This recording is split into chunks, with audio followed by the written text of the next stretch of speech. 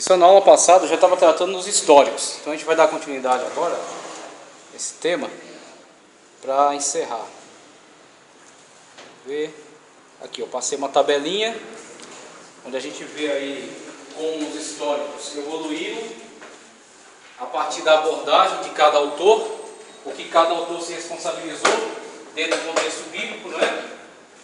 Então a gente entendeu aí que todos os livros históricos, agrupados aí conforme a organização da Bíblia que temos, a Bíblia que tem origem aí na tradução da Septuaginta, que é a tradução grega da Bíblia original do Antigo Testamento.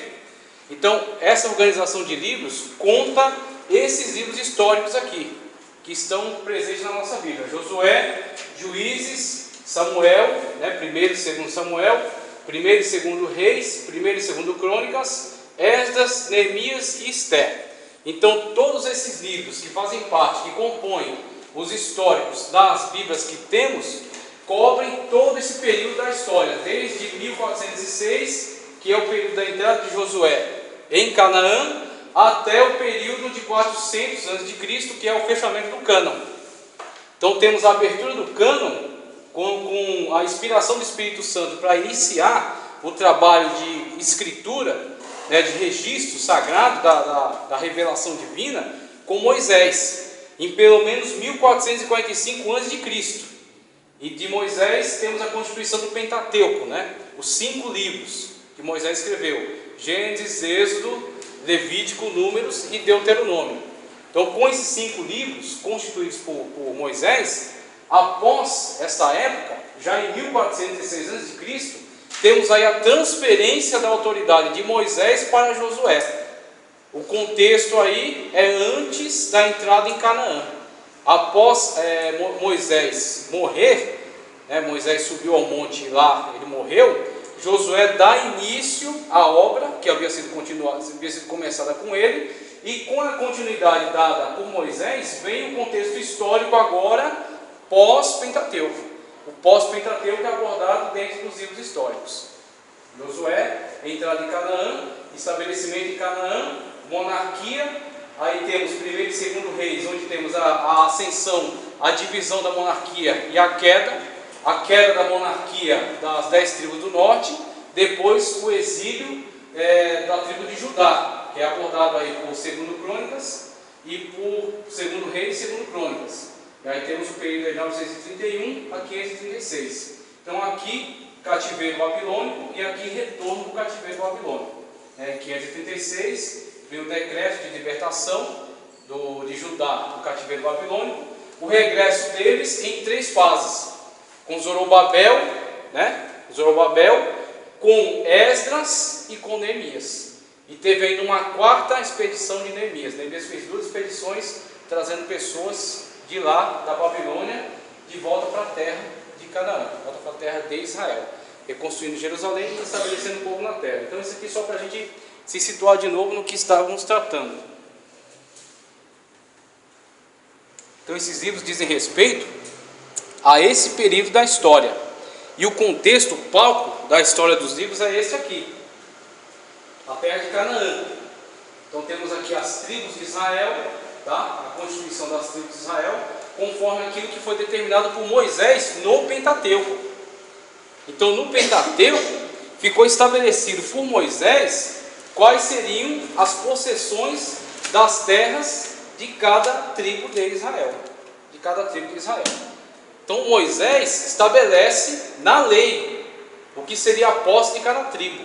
Quando Josué, dando continuidade à ordenança para tomar a terra, introduz o povo na terra, e o povo começa a tomar possessão do território, matando, né, expulsando os povos que aqui habitavam, eles vão se distribuir desta forma, conforme aquilo que foi determinado já no código anterior, no Pentateuco. Então em Josué e Juízes, você vê se cumprindo aquilo que estava determinado no Pentateuco, com relação à distribuição do povo na terra. Aí depois disso vê modificações sérias que vão haver na continuidade histórica, com o surgimento da monarquia depois. Mas primeiro, vamos aqui por Josué, página 41. Página 41.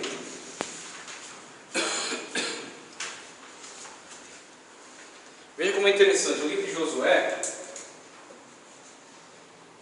que aliás eu trouxe aqui já uma informação na aula passada, que Josué é o nome original de Jesus. Josué é o nome original de Jesus. Josué é Yehoshua. Yehoshua é o nome original. Na continuidade histórica, quando chega na época de Cristo, já com a influência do aramaico, com a influência do grego, esse nome será abreviado. De Yehoshua passará a se pronunciar Yeshua. Yeshua será traduzido para Yesous. Yesous traduzido do aramaico para o grego. Agora, do grego traduzido para o português é Jesus. Jesus. O grego não tem o J. Então eles dizem Yesous. Yesous é tradução de Jesus, né? Yeshua. Então Josué é o nome original. Josué é o personagem principal do livro, do começo ao fim, pois toda a história relatada no livro gira em torno da sua pessoa dirigida por Deus em favor dos israelitas. Seu nome hebraico quer dizer Deus é salvação, e no grego Josué toma a forma de Yesous ou Jesus, que vem a ser uma abreviatura futura.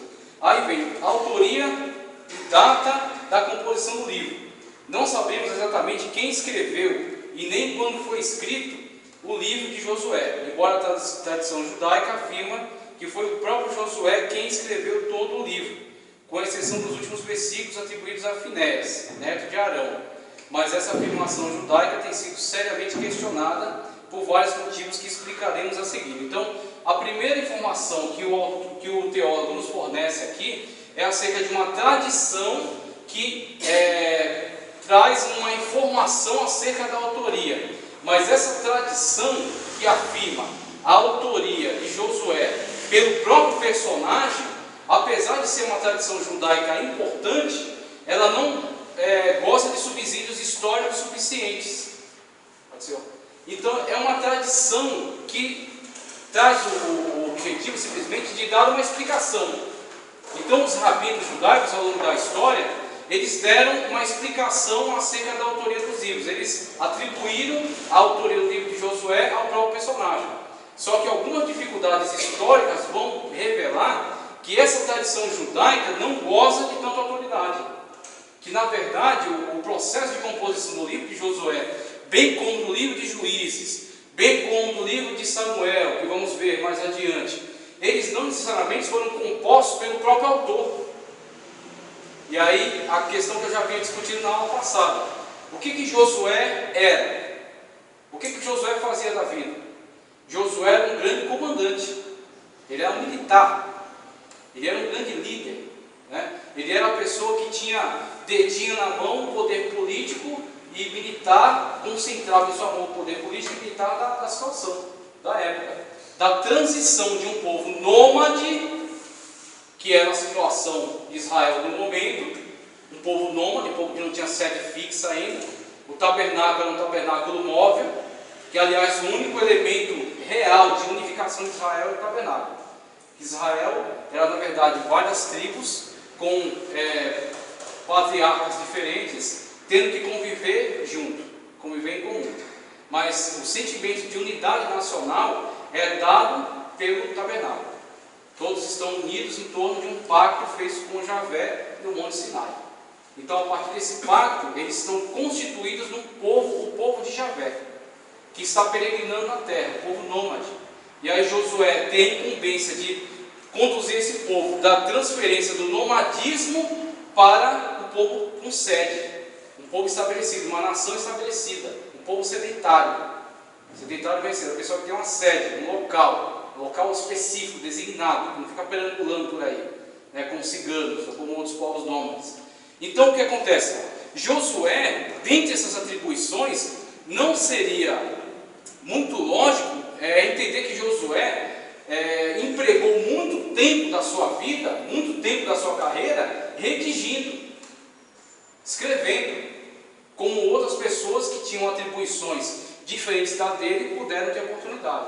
Vemos, por exemplo, profetas, sacerdotes, que tinham muito mais esse viés erudito, esse viés muito mais ligado à cultura e à religião.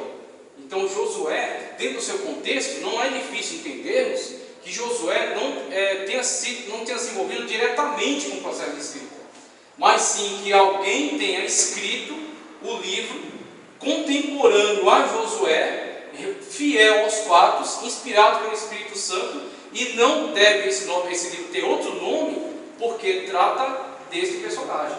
Então, por isso que é dado ao livro o nome Livro de Josué, mas não necessariamente porque saiu da mão dele, mas sim porque alguém contemporâneo a ele escreveu o livro e assim atesta os fatos históricos relativos à vida dele. Argumento a favor da autoria de Josué. Os que defendem que foi Josué o autor do livro, dizem que desde o primeiro capítulo surgem detalhes biográficos íntimos, que só Josué poderia ter sabido, embora, é claro, Josué pudesse posteriormente ter contado isso a outras pessoas. O trecho do livro, capítulo 24 e 26, relata que o próprio Josué escreveu de próprio punho seu discurso de despedida, citado nos primeiros 25 versículos do capítulo. Pronto, isso aqui é um fato. O próprio texto é autoexplicativo. Josué mesmo diz que ele escreveu. Então pronto, e não há discussão em torno disso aqui. Então esse trecho é autoexplicativo em relação a essa informação. Josué diz que escreveu esse discurso. Pode falar. Aqui quando fala, não sabemos exatamente.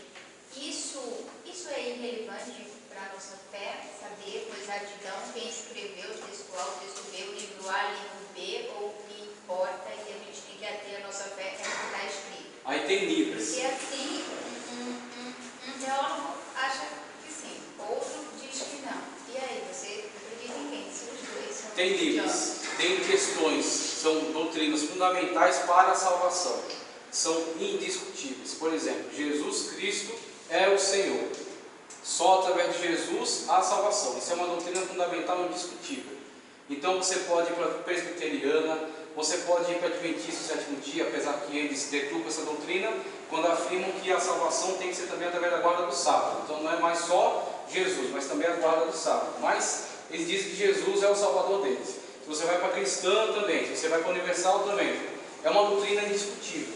Aí, descendo disso, o que não está mais lidando com a questão de salvação, vem outras questões. Aí vem, por exemplo, questão textual, que é onde nasce a alta crítica textual, que é a questão que debate acerca do texto e da tradução, da interpretação mais correta. E aí cada um vai adotar uma linha de pensamento. Então, uns são ortodoxos, ou seja, não discutem a Bíblia, não examinam ela, não duvidam, não questionam, simplesmente aceitam. A outra linha é liberal, ou seja, ela olha para a Bíblia com um certo ceticismo, questionando, duvidando de algumas coisas, podendo levantar algumas dúvidas, podendo atribuir falha a ela. Então, cada teólogo que adota uma linha, ortodoxa ou liberal, vai construir uma tese. Então, essas teses, elas não podem afetar as doutrinas fundamentais, não pode chegar até as doutrinas fundamentais, acerca da salvação unicamente em Cristo, acerca da unidade de Deus, Deus é um. As testemunhas de Jeová afetaram isso quando disseram, por exemplo, que Jesus é um Deus. Aí eles disseram que existe Deus e existe um outro Deus chamado Jesus. Então já não é mais monoteísmo, é politeísmo. Você vê, coisas fundamentais não podem ser mexidas, afetadas, mas outras coisas são passíveis de discussão. Por exemplo, essa questão da autoria. Um acha que sim, outro acha que não. Outro acha que não. Sobre a fé, não afeta. É irrelevante. Não é que é irrelevante, é um tema importante, mas não afeta a salvação. Não é ali que você fundamenta a tua fé. Não é ali que fundamenta a tua fé, muito bem, exatamente. Isso aí é uma questão de discussão. Quem tiver os melhores argumentos, constrói a melhor tese. Então essa aqui não é a questão, esse é do bem, esse teólogo aqui é do bem, esse teólogo aqui é do mal, porque ele defende uma outra tese, ele é um menino mau, não podemos ler os livros dele. Não é essa a questão. A questão é o seguinte, ele é responsável em relação às doutrinas fundamentais, não mexeu nisso. Aí nessas questões, essas questões paralelas, periféricas, aí ele tem um outro ponto de vista. Vamos ler, vamos ver se ele argumenta bem, vamos ver se ele respeita a Bíblia. Se ele tiver bons argumentos, é até possível aceitarmos a sua tese. Se não, agora o que acontece? A linha teológica adotada pelo teólogo é ortodoxa. Ele é ortodoxo, do começo ao fim. ele dá o outro ponto de vista, isso é honesto. Todo teólogo, por mais que ele abrace uma linha de interpretação, ele tem que ser honesto. Ele tem que dar o outro ponto de vista, e tem que dar de uma forma respeitosa, de uma forma honesta. Até reconhecer o ponto de vista do outro. Reconhecer aquilo que há de forte, o ponto de vista do outro.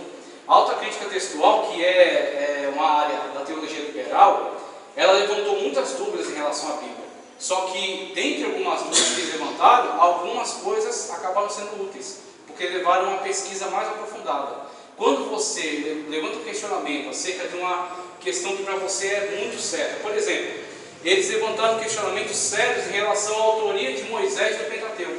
Eles disseram que esse texto não poderia ter sido escrito por Moisés.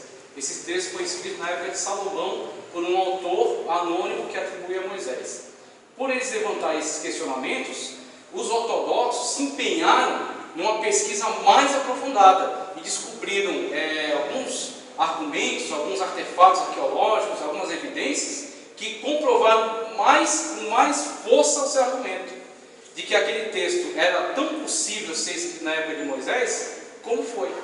Inclusive eles colocaram, se antes até de Moisés se escreveram códigos de leis tão complexos quanto, por que negaram a Moisés a autoria desse código de leis? A lei Código de Hammurabi, de pelo menos 1870 a.C., Código de Ur-Nammu, de pelo menos 2000 anos a.C., Código de leis escrito na Suméria, tão complexos quanto a Bíblia. Aí você diz, se um camarada, mais de 2000 anos, escreveu algo tão complexo quanto Moisés escreveu, por que Moisés não pôde escrever? É simplesmente um preconceito da autocrítica textual. Aí o argumento ficou forte. O argumento não ficou somente em questões, eu creio assim, eu aceito assim. É uma questão de crer, mas também de conhecer. É uma questão também de provar, né, nesse sentido. Então a gente discute essas questões aqui dentro de um ponto de vista mais abaixo das questões fundamentais, que são a questão de salvação. Argumento a favor da autoria de Josué. E aí, continuando aqui, ó, o trecho do livro 24 e 26 relata que o próprio Josué escreveu de próprio punho seu discurso de despedida, citado nos primeiros versículos do capítulo. Antes disso, em 5, 1 e 6, achamos passagens na primeira pessoa do plural, tais como: o Senhor tinha secado as águas do Jordão de diante dos filhos de Israel até passarmos. Veja como se encontra um argumento. Aqueles que argumentam a favor, primeiro, eles atribuem autoridade a priori sobre a Bíblia. Então eles leem a Bíblia a partir de um ponto de vista de quem crê nela, a partir do ponto de vista de quem respeita ela. Então a narrativa colocada aqui é que as águas do Jordão foram secadas, né, interrompidas, até passarmos. Então quando ele coloca até passarmos, o que ele acabou de fazer com o texto? Ele se incluiu no evento. Ele não falou como um terceiro, que as águas secaram até que passaram. Ele falou até que passamos. Então, isso, ele coloca a si mesmo dentro do evento acontecido. Então isso aqui é um dos argumentos a favor da autoria de Moisés, que foi usado pelos rabinos judeus para dizer que Josué foi de fato o autor que saiu da mão de Josué a escrita desse livro. Tal linguagem certamente indica a obra de uma testemunha ocular que pessoalmente participou dos acontecimentos. Agora, argumento contra a autoria de Josué. Há trechos do livro sugerindo uma data bem mais recente dos dias em que Josué viveu.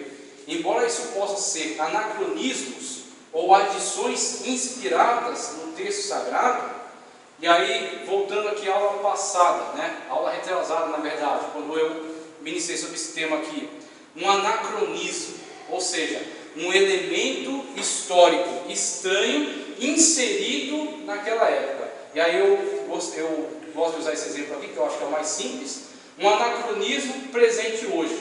Eu construí um anacronismo. Como é que pode ser isso?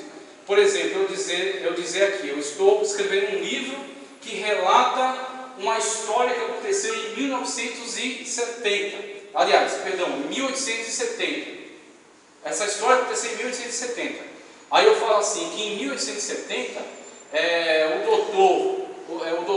José Luiz de Brito estava na esquina aqui da rua Heitor Penteado com a Rifânia em frente à loja Lucro.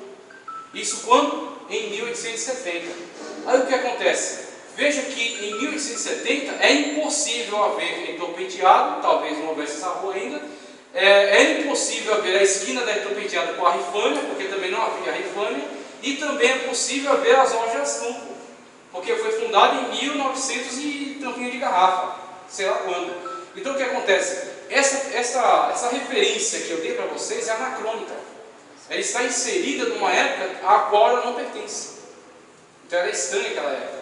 Então o que acontece? Quando ele fala aqui que há trechos do livro que acometem esse anacronismo, temos que observar algumas coisas. Primeiro, esse anacronismo cometido pela Bíblia não é pecado. Primeiramente, não é pecado. Não atenta contra a inspiração. Não atenta contra a infalibilidade das Escrituras, que é um postulado defendido pela ortodoxia, a infalibilidade das Escrituras, porque foi obra do Espírito Santo. O que o anacronismo expressa? O anacronismo é uma forma de contextualização. Só isso. Então o que acontece? Se eu dissesse para vocês que esse personagem, José Luiz Brito, ele estava no caminho do Índio Tupã, quando chega na esquina com a trilha da Índia chamando sei o quê, para vocês isso não ia fazer referência. Vocês não iam ter noção do que eu estou falando. Onde é isso? Onde isso fica? Por quê? Não é da época de vocês. Não é da época de vocês. Então eu estou falando, narrando um fato real. Meu fato é real. Eu tenho fontes históricas sérias que me comprovam que isso aconteceu. Só que eu preciso contextualizar para vocês saberem do que eu estou falando. Então o que acontece? Se eu citar com as fontes da época, com os nomes da época, com as situações da época, você não vai saber onde foi. Você não vai saber onde isso está situado, porque você não conhecia essa trilha, você não conhecia esse caminho. Agora você conhece a rua Heitor Penteado. Então o que acontece? O anacronismo é uma tentativa de contextualização. É uma forma de fazer com que o autor da época conheça o fato real, e isso que é importante. O fato não pode ser alterado. Se o fato for alterado, atenta contra a inspiração divina, atenta contra a autenticidade bíblica. O fato não pode ser alterado, só que ele é contextualizado de acordo com a época do leitor. Então o anacronismo é uma ferramenta de contextualização. O anacronismo acaba sendo produzido, acaba sendo implantado ali para que o autor atual, o autopista, possa entender do que ele está falando. Então o que acontece? Com isso, com anacronismos presentes em Josué, há questionamentos acerca da autoria que foi atribuída ao próprio autor Josué. Há trechos do livro sugerindo uma data bem mais recente dos dias em que Josué viveu, embora isso possa ser anacronismos ou adições inspiradas no texto sagrado, pois as cidades de Canaã recebem seus nomes arcaicos. Por exemplo, Baalá com o nome de Kiriat Jearim, ou Kiriat Jearim, 15:9. Kiriat Sana, de Debir, 15:49. Kiriat Arba, de Hebron, 15:13. Além disso, segundo 13, 4 ao 6, 19, 28, Sidom era a cidade mais importante da Fenícia, indicando assim um período antes do século 12 a.C., ou seja, antes de pelo menos 1100 a 1200 a.C. Qual é a época de Josué? Que vimos ali, 1406. Pronto. Então, o fato dele mencionar essas cidades, ele conhecer o nome delas, mostra que ele estava pelo menos a 1100 anos antes de Cristo. Pelo menos numa época dessa. Ele não pode ser dito acerca dele que é um autor moderno. Ele é um autor daquela época, porque conhece os nomes que eram usados naquela época e cita-os naquela época, cita-os conforme eram usados naquela época. Além disso, segundo 13, 4 ao 6, 19 e 28, Sidom era a cidade mais importante da Fenícia, indicando assim um período antes do século 12 a.C., quando Tiro começou a atingir a posição de ascendência. Olha só, de acordo com o capítulo 9, 27, os gibeonitas, até o dia de hoje, e veja só esta menção, né? Até o dia de hoje. Até o dia de hoje é até o dia de quem? Na época que escreveu o livro. Isso, e na época do copista. O livro tem algumas situações. O livro tem aquilo que é chamado de autógrafo. Hoje, autógrafo é pegar um papelzinho, correr atrás do Neymar no aeroporto e pedir para ele pôr a assinatura dele, né? A minha assinatura não vale nada, mas a do Neymar vale alguma coisa. Então, o que acontece? Autógrafo hoje é isso, mas o termo original de autógrafo é o texto que sai da mão do autor, o texto no qual o próprio autor empregou, ele produziu. Isso é o autógrafo. Então, existe o autógrafo. O autógrafo é infalível, é completamente desprovido de erros. Só que além do autógrafo existem as cópias, e além das cópias existem as traduções. Então um texto saiu da mão do autor, ele é o autógrafo. O autógrafo não é encontrado, porque o autógrafo é extremamente antigo. Ele não pode ser preservado porque ele é um material que se destrói ao longo do tempo, né? Ele é um material que se perdeu, se dissolveu. Ele é um papiro que se acabou, se fragmentou, virou pó. Ele é um pergaminho que se deteriorou ao longo dos séculos e acabou. O autógrafo não pode ser encontrado, mas a cópia sim. Como a cópia é comprovada fiel. Cópias diferentes em diferentes lugares do mundo que batem com o mesmo texto. Isso é largamente encontrado em relação à Bíblia. Em relação a Aristóteles, não. Em relação a Platão, não. Em relação a Sócrates, não. Mas em relação à Bíblia, sim. Há poucas cópias de Sócrates, há poucas cópias originais de Aristóteles, há poucas cópias antigas de Platão, mas há muitas cópias do texto sagrado, produzidas em lugares diferentes e que contêm o mesmo texto. Mostra com isso a fidedignidade do copista. O copista era comprometido com o seu trabalho, ele não alterou uma linha do texto. Então isso é uma prova, uma evidência da autenticidade e da veracidade do trabalho do copista em relação ao texto original. Então o que acontece? Temos o autógrafo que acabou, se dissolveu. Temos as cópias comprovadas originais, porque são fiéis ao texto, não contrariam o texto, mesmo sendo produzidas em lugares diferentes. E o que acontece? Com essas cópias, temos o quê? Uma cópia dessa, ela vai ser produzida numa época distante do autógrafo. O autógrafo foi produzido em 1406. Um autor contemporâneo de Josué, uma pessoa que estava ao lado dele, estava vendo o que estava acontecendo, e produziu o texto. Josué leu e disse: está de acordo, é fiel. E o Espírito Santo de Deus colocou seu selo ali, sua marca, foi preservado. Um copista precisa copiar isso rápido, porque isso vai se deteriorar. E no máximo 200 anos, isso não vai existir mais. Então tem que ser feitas as cópias dele. E ainda mais sabendo que muitas comunidades querem ter acesso àquele texto. Então, depois da produção do autógrafo, será necessário o trabalho do copista. E aí vem os primeiros copistas, segundos, terceiros, quartos, quintos, sexto copista, sétimo copista. Estamos aí já há 300 anos depois do manuscrito original, né? Temos acesso ao texto original, mas o que acontece? Os nomes que estão presentes no original não são mais usados hoje. Então vai ser necessário uma adaptação. Temos que adaptar o nome dessas cidades ao nome que é usado hoje, ou pelo menos colocar ao lado. Cidade Kiriat Arba é Hebron, né? Cidade Kiriat Jearim é fulano e tal, para que a pessoa que lê hoje possa entender o que está lendo. Então, com isso, olha só a situação aqui, ó, página 42. De acordo com o capítulo 9, 27, os gibeonitas ainda até o dia é o dia do copista. Não é o dia de hoje, hoje. Hoje estamos a 2016 depois de Cristo. Isso aqui é 1406, pelo menos, antes de Cristo. 3020 anos, pelo menos, de distância da gente. Então é o hoje do copista, né? Não é nem o hoje do autor, o autógrafo original, e nem o hoje de nós. É o hoje do copista, que fez produzir essa cópia algum tempo depois já do autógrafo.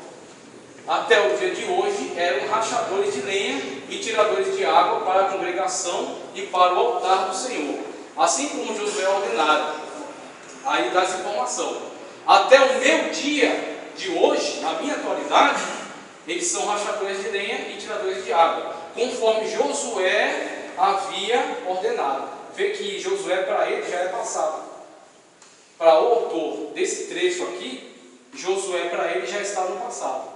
Você vê? Aí você começa a entender como esse texto, ao longo de quanto tempo esse texto foi sendo produzido.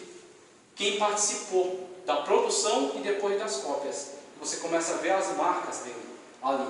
A tentativa dele de contextualização, de explicação, alguns acréscimos, alguns anacronismos, para tornar o texto mais claro, mas sempre preservando o quê?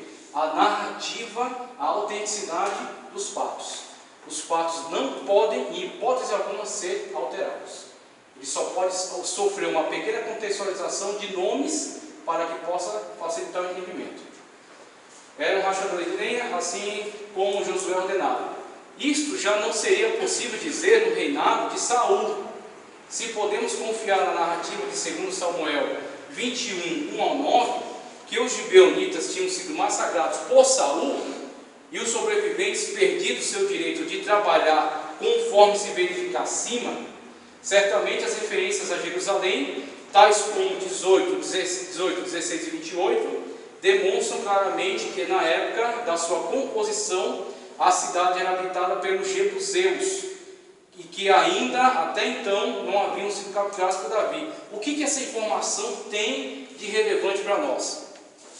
O que essa informação tem de relevante para nós? A primeira delas, mostra que ocorreu já um pequeno distanciamento da época do autor para a época do copista, que está trabalhando na produção daquele texto. Recebeu o texto original e está preservando ele através de uma cópia fiel. Mas, por outro lado, há um limite. E por que é importante conhecermos esse limite? Para contra-argumentar com a alta crítica textual. E ainda aquilo que você tinha perguntado. As diferentes linhas teológicas. Por que não adotar a linha teológica liberal para a interpretação? Porque ela falha. A linha teológica liberal não respeita algumas prerrogativas bíblicas, de autenticidade, por exemplo. Eles lidam com a Bíblia como se lida com um gibi. Da mesma forma que você pega o gibi da Mônica e você vai ver lá se aquilo presta, não presta, se é interessante, se é engraçado, eles lidam com o mesmo pressuposto com a Bíblia. E isso é inaceitável para aqueles que têm fé, aqueles que creem na inspiração bíblica. Então o que acontece? Com essa nova informação aqui mostra há um certo distanciamento do autor original, mas há um limite. Você não pode dizer que esse texto foi escrito na época de Salomão, como a alta crítica textual muitas vezes diz. Esse texto aqui foi de um copista moderno que estava querendo construir os heróis bíblicos e criou esse personagem chamado Josué e colocou esse contexto histórico para ele, para que seja importante para a doutrinação do povo de Israel. O povo de Israel tem um herói. Como que isso é desmascarado? Como que isso é desfeito? Através das próprias informações presentes do copista. O copista fala aqui, se podemos confiar em 2 Samuel 21, 1 ao 9, que os gibeonitas tinham sido massacrados por Saul e os sobreviventes perdido seu direito de trabalhar conforme se verifica acima. Ou seja, não pode ultrapassar essa época, porque os gibeonitas nessa época sequer existiam. O autor fala deles aqui como alguém que estavam subjugados a uma ordenança de Josué, de serem rachadores de lenha e tiradores de água. Então o copista que trabalhou nesse texto, que tem acesso ao texto original da época de Josué, ele não pode ser além da época de Saul, porque na época de Saul os gibeonitas foram massacrados. E ele inseriu essa informação aqui. Essa informação situa esse texto naquela época histórica e não adiante. Não pode ser situado adiante. Então isso aqui são informações que são capturadas no texto e que fazem você se localizar, fazem você contextualizar o texto de acordo com a sua época. Quando você tem uma informação dessa aqui, mesmo que você não tenha dados bibliográficos daquele texto, foi escrito por Josué na época tal, estava no lugar tal, escreveu assim, assado, não interessa. Você tem evidências textuais que situam você. Esse texto aqui, mesmo que não tenha sido escrito na época de Josué, porque em alguns momentos Josué é citado no passado, ele não pode ter sido escrito muito depois, porque ele cita os gibeonitas, e os gibeonitas existiram até tal época. Pronto, você situou aquele livro naquele período. Isso aqui é importante em relação à autoria. Interpolações. É admissível também que há evidências de acréscimos editoriais. Acréscimos editoriais. Olha só. Peraí. É admissível também que há evidências de acréscimos editoriais posteriores à inclusão de acontecimentos que não poderiam ter ocorrido antes da morte de Josué. Não somente temos a notícia de sua morte, e aí é evidente, Josué narrou sua própria morte? Logicamente não. É um copista, fiel ao texto original, presenciou os fatos, descreveu os fatos, colocou, registrou eles fielmente, e isso incorporou aquele livro. Então é dado àquele livro o nome de Josué, porque ele é o personagem principal do livro. Mas aquele livro não foi composto totalmente por Josué, e sim por Josué e copistas fiéis inspirados pelo Espírito Santo. Não somente temos a notícia da morte, de sua morte, e a generalidade, e a generalização que, olha só a frase, serviu Israel ao Senhor todos os dias de Josué, e todos os dias dos anciãos que ainda sobreviveram por muito tempo depois de Josué. 24:31. O que essa frase nos diz? Que o autor, que o copista que trabalhou na produção dessa frase tinha o conhecimento de Josué, tinha o conhecimento do tempo de Josué e tinha o conhecimento do tempo posterior a Josué. Ele viu que a obra de Josué foi realizada, Josué interrompeu seu ministério, morreu, e depois de Josué sua obra ainda teve continuidade. Então logo foi alguém que participou, junto com Josué, da produção deste livro aqui, dessa história. Mas também é uma referência à tomada de Kiriat Arba, por Otoniel, diferente do Otniel de Juízes. 15:13-17, Juízes 1:9-13. E a migração de uma parte da tribo de Dan até o extremo norte de Israel, 19:47, conforme Josué, Juízes 18:27-29. Ora, esses fatos narrados aqui são posteriores a Josué. Por isso que o primeiro argumento que eu trouxe para vocês aqui, dos rabinos judeus, que atribuem autoria total a Josué, é desprovido de argumentos históricos suficientes. O teólogo, ele tem que ter, na defesa do texto bíblico, na defesa da verdade bíblica, ele tem que ser muito honesto. Muito honesto.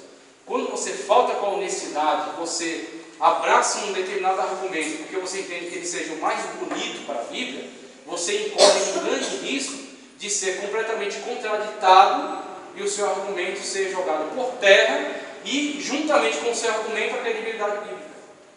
Então, por isso que algumas questões que são levantadas dentro da ortodoxia, elas foram, de uma forma muito útil, questionadas dentro da teologia liberal.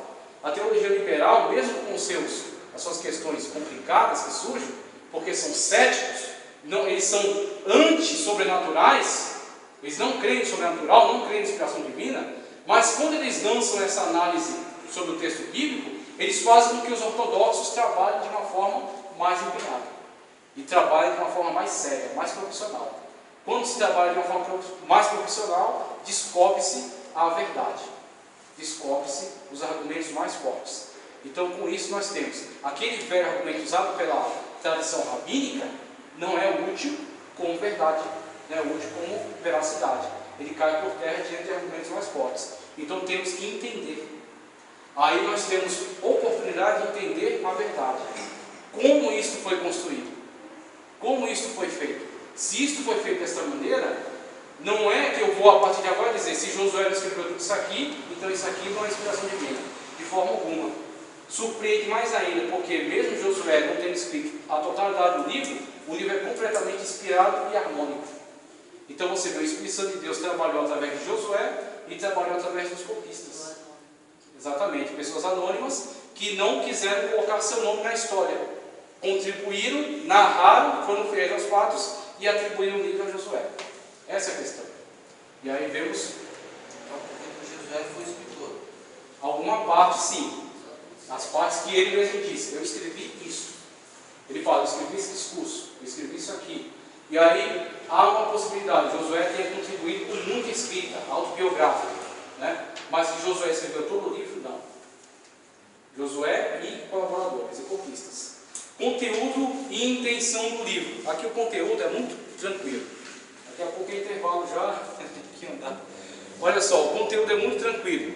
A questão do conteúdo tratado em Josué é a questão da posse da terra. Então isso aqui, por isso que eu quis empregar mais tempo na questão de autoria, questão escriturística. Por quê?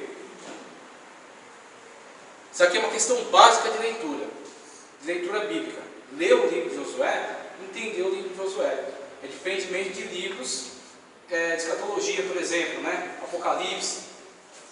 O livro de Josué é narrativa histórica. Então, se você lê o livro de Josué e você juntamente lê algum material, algum subsídio, por exemplo, um livro de história de Israel, algum bom livro de história de Israel, CPAD, da editora Vida, você vai ter a narrativa bíblica e um contexto histórico dos povos que interferiram nesse contexto histórico aqui. Você vai ter um entendimento maravilhoso. Então, o livro de Josué trata da conquista de Israel. No finalzinho aqui, ó, os capítulos 1 ao 12 falam da conquista de Canaã, a corrida ocorrida provavelmente após 1300 a.C. A nossa cronologia ali apontou 1406 pelo menos. Conteúdo, alguns autores entendem que as narrativas poderão ter sido escritas pela primeira vez na época de Samuel, mas outros afirmam que o livro como um todo faz parte da grande série História Deuteronômica, que vai de Josué a 2 Reis. Os capítulos 13 a 22 contam como os israelitas dividiram entre si e ocuparam as terras conquistadas. Os últimos 2 capítulos, 23 e 24, trazem um discurso de despedida de Josué e a renovação da aliança com Deus e da sua promessa ao povo em Siquém. O relato da conquista israelita da terra é dado em 2 partes, quase iguais. Um panorama da conquista e um registro da divisão da terra entre as 12 tribos. O propósito do livro não é simplesmente fornecer informações acerca da tomada da terra. E aí entra a questão diferencial do texto sagrado. O livro de Josué não é um livro de história, é um livro que contém narrativa histórica. Ele contém narrativa histórica, mas não é um livro de história. Um livro de história se preocupa unicamente em narrar os fatos. O livro de Josué tem o propósito de mostrar o desenvolvimento da aliança, o desenvolvimento do pacto, da promessa de Deus. Então você vê o pacto sendo realizado aqui, no Sinai. A saída do Egito, o êxodo, a travessia do Mar Vermelho, peregrinação, Sinai. O pacto, no Monte Sinai, feito entre Deus e o povo. A peregrinação ao longo de 40 anos no Sinai. Depois, aqui nas planícies de Moab, quando Deus fala com Moisés que ele ia, enfim, subir ao monte e ia morrer, é transferido a autoridade a Josué. Daqui Josué sobe com o povo, a margem oriental aqui do Jordão, até ele entrar aqui em Jericó. Quando as muralhas de Jericó vêm ao chão por intervenção divina.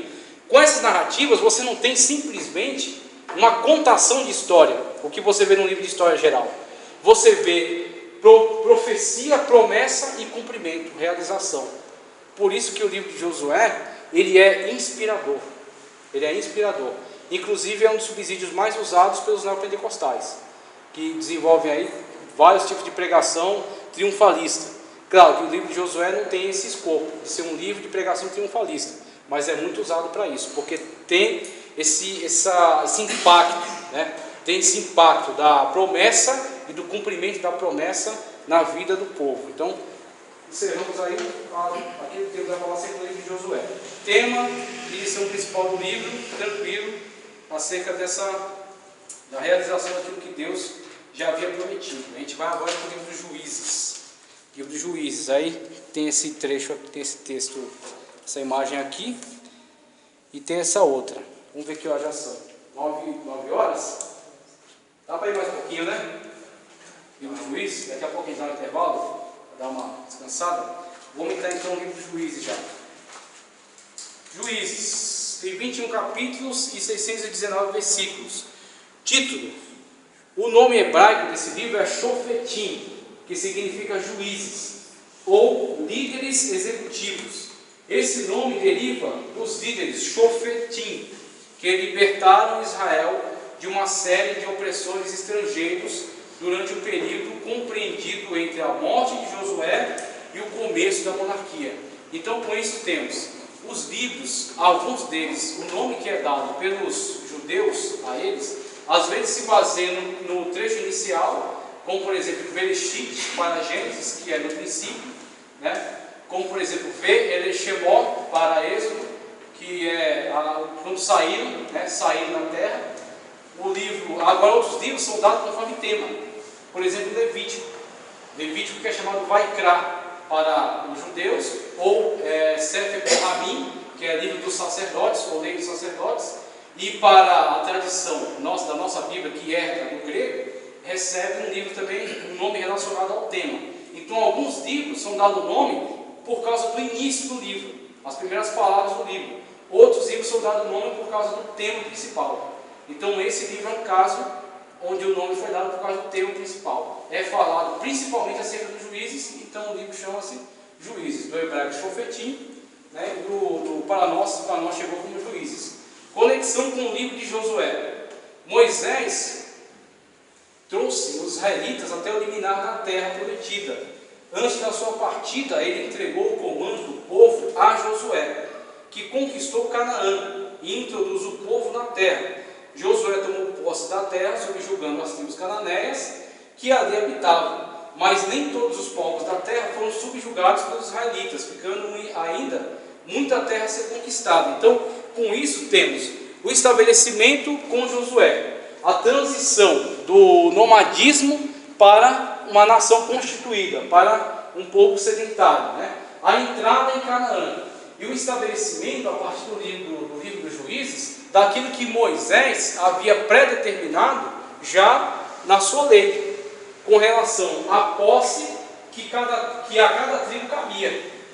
Então cada tribo buscou, primeiro, pela libertação geral da terra, inclusive as tribos que ficam além do Jordão, meia tribo de Manassés, a tribo de Rubem, a tribo de Gade, que ficam a margem oriental do Jordão, tiveram que assumir um compromisso com Moisés, de que primeiro eles iam entrar junto com seus irmãos na terra, ao ocidente aqui do Jordão, iam livrar a terra dos povos que aqui estavam dominando, e depois eles iam tomar posse das suas terras, que estavam da lei do Jordão. Então, no Juízes a gente vê o desenvolvimento daquilo que foi determinado por Moisés e a tomada da terra. Claro, o povo se estabelece na terra, mas não consegue a posse total dela. Muitos povos estranhos permanecem na própria terra de Israel, entre eles, além dos povos vizinhos, que ainda permanecem, e ao longo do livro dos Juízes vemos a interferência de cada povo desse dentro da história de Israel. Então temos aí os fenícios, temos aí os filisteus, naquela região ali mais ao sul, os fenícios mais ao norte, os sírios, uma nação muito mais antiga do que Israel, estabelecida há muito mais tempo nas suas terras, os amorreus, os amonitas, os moabitas, os edomitas, os povos da Arábia, todos dispostos aí em torno da nação de Israel, em algum momento da história interferindo dentro do contexto de Israel. E aí vemos, cada momento que um povo desse interfere na história de Israel e impõe a eles algum julgo, Deus levanta um juiz para trazer libertação a Israel. Com isso, através desse contexto histórico construído, vemos o livro dos Juízes, a abordagem do livro dos Juízes. Então a conexão com Josué é essa, é uma continuidade histórica natural de Josué. O livro dos Juízes é uma coletânea de narrativas referentes a 2 séculos turbulentos que vão desde o tempo da conquista de Canaã até pouco antes da coroação do rei Saul, isto é, aproximadamente 1280 a 1150. Então temos 1406, Josué, toda a narrativa histórica que Josué cobre, até 1280 pelo menos. 1280 a 1050 período coberto pelo livro dos Juízes, com toda essa movimentação histórica de povos ali em torno de Israel. Quem eram os juízes? Página 43 ainda. Os juízes eram heróis locais das tribos de Israel, geralmente chefes militares, cujos feitos são narrados no livro, e incluem figuras como Débora, Gideão e Sansão. Nesse período, só a fé comum em Deus manteve, de certo modo, unidas as tribos de Israel. Quando seguiam seus deuses locais, caíam em divisão, tornavam-se fracas e acabavam sendo presas dos cananeus. Mas, assim que o povo voltava a Deus, depois de lhe ter dado as costas, Deus sempre se mostrava pronto a intervir e a salvá-los. Os juízes eram homens voltados do Espírito, chamados por Deus e capacitados por Ele a resolver crises específicas na história de Israel. O próprio Deus era considerado o rei de Israel. 1 Samuel 8,7. Embora o pecado do povo frequentemente reduzisse esse ideal a um estado de anarquia. Juízes 21:5. Os juízes exerciam autoridade sob orientação divina, tanto em questões militares como em civis, tomando decisões legais quando chamados a fazê-los. Em Juízes 11:27, deixa eu ver aqui, isso. Em Juízes 11:27, o Deus de Israel foi chamado de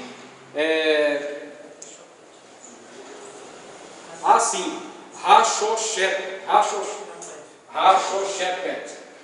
Difícil, né? Meu Deus do céu.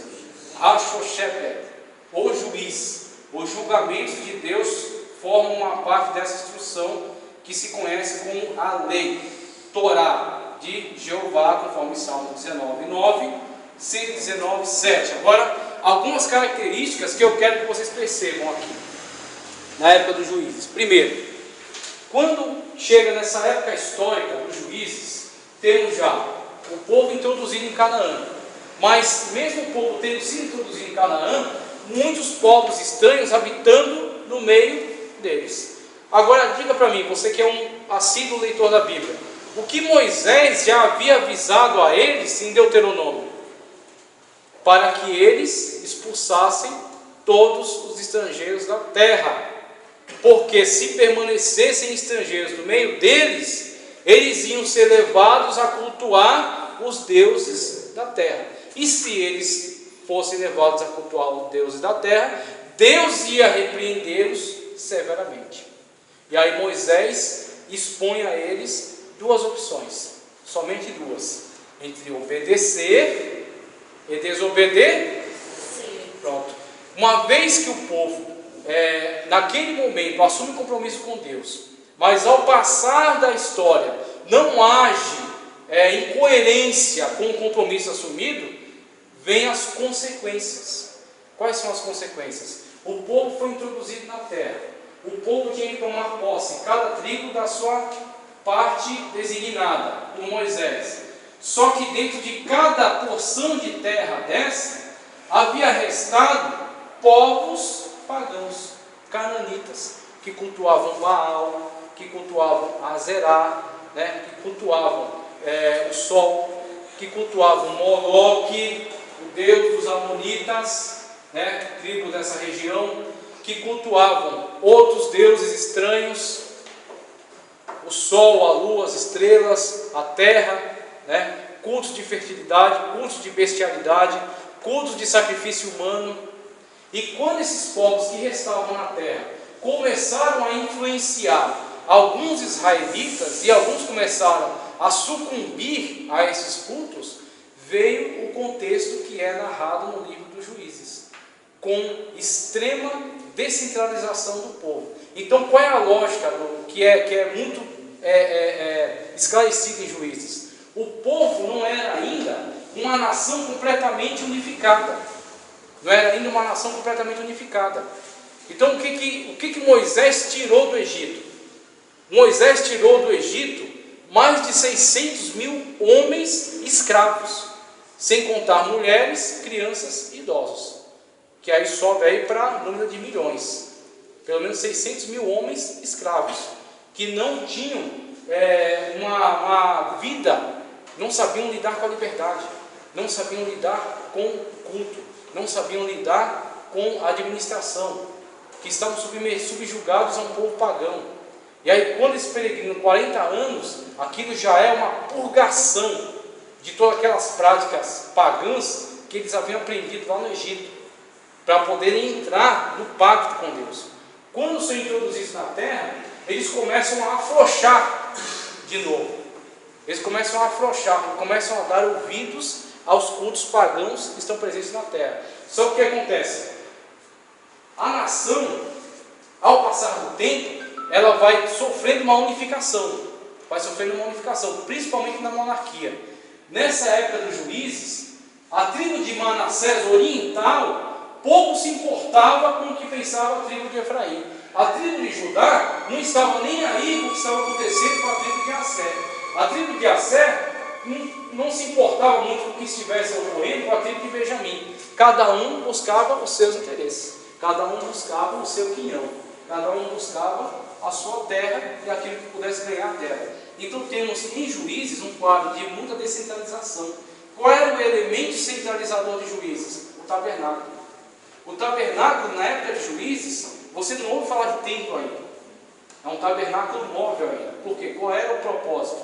Que o tabernáculo andasse pela terra, para que o povo da tribo de Dan não ficasse tão distanciado da prática de culto.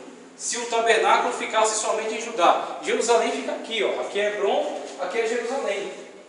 Depois, na época de Davi e Salomão, o templo vai se estabelecer aqui.